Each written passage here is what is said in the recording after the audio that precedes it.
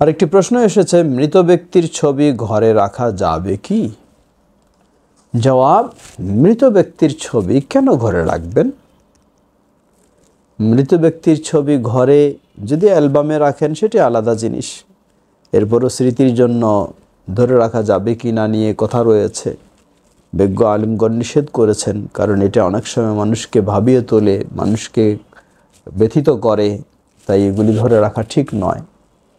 আর যদি এমনি এই মৃত ব্যক্তির ছবি আপনি ওয়ালের মধ্যে তুলে রেখেছেন, অথবা আকৃতি করে আর্ট করে রেখেছেন, অথবা এটাকে শ্রদ্ধার জন্য রেখেছেন, সেটি অবশ্যই নিষিদ্ধ, এটি হারাম।